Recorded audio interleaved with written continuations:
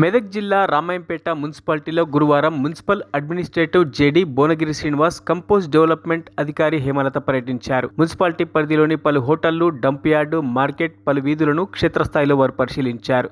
తడి చెత్త, పొడి చెత్త సేకరణపై వివరాలు అడిగి తెలుసుకున్నారు.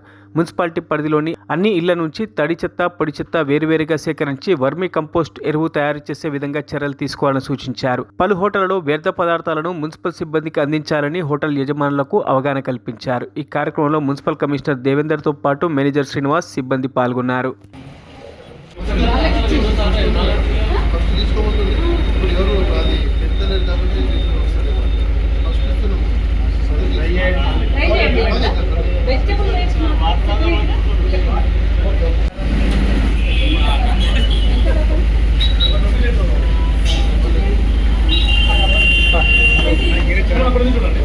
చేయడం జరిగింది. ముఖ్యంగా తడి చెత్త, పొడి చెత్త సెపరేట్గా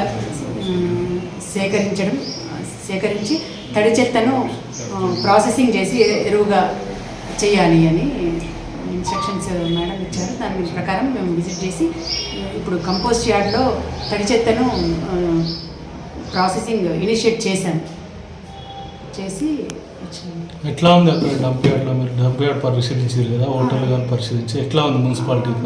తడి చెత్త, పొడి చెత్త ఇప్పటి వరకు అయితే సెపరేట్గా వాళ్ళు ఇవ్వట్లేదు, వీళ్ళు సేకరించట్లేదు. ఇప్పటి నుంచి, ఈ రోజు నుంచి ప్రతి బల్క్ గార్బేజ్ జనరేటర్స్ ఎవరైతే చెత్త జనరేట్ చేస్తున్నారో ప్రతి హౌస్ హోల్డ్స్ కానీ వీళ్ళు బల్క్ గార్బేజ్ జనరేటర్స్ని కానీ తడి చెత్త, పొడి చెత్త సెపరేట్గా వేసుకోవాలి. బిన్స్లలో సెపరేట్ బిన్స్ పెట్టుకొని సెపరేట్గా వేసి మన మున్సిపల్ సిబ్బందికి సెపరేట్గా అందించినచో అది ఈజీ అవుతుంది. వీళ్ళకి డ్రై వేస్ట్ ఏమో డిఆర్సీసీకి వెళ్ళిపోతుంది. నేను joint director municipal administration CDMA office నుంచి రామాయణపేట విజిట్కి ఈరోజు సిడిఓ గారితో కలిసి రావడం జరిగింది. ముఖ్యంగా ఘన వ్యర్థ పదార్థాల యొక్క నిర్వహణ గురించి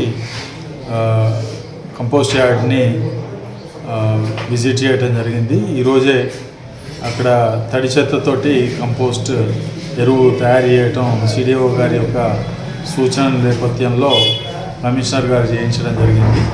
అదేవిధంగా ప్రతి వెహికల్కి కంపల్సరీగా సంచులు, తర్వాత తడి చెత్త యొక్క సేకరణకి ఒక పెద్ద బిన్ని ప్రతి వెహికల్ ఏర్పాటు చేయాలని కూడా సూచించడం జరిగింది. అట్లాగే ఇప్పుడు ఇక్కడ ఉన్నటువంటి చెత్త ఏదైతే ఉందో దాన్ని కూడా బెడ్స్ వేయాలని చెప్పడం జరిగింది. డిఆర్సీ సెంటర్ను కూడా త్వరితగతిన సిద్ధం చేయాలని కూడా చెప్పడం జరిగింది. అక్కడ ఉన్నటువంటి కంపోస్ట్ యార్డ్లో ఉన్నటువంటి అవసరాలు ఏవైతే ఉన్నాయో, ఎలక్ట్రిసిటీ కానీ, లేకపోతే స్ట్రెడర్, తర్వాత బోర్వెల్, తర్వాత వాటర్ లైన్స్ని కూడా ఏర్పాటు చేసుకోవాలని 15వ ఆర్థిక సంఘం నిధుల నుంచి వీటిని ఏర్పాటు చేసుకోవాలని చెప్పడం జరిగింది. అలాగే మరిన్ని అప్డేట్స్ కోసం మా ఛానల్ని సబ్స్క్రైబ్ చేయండి.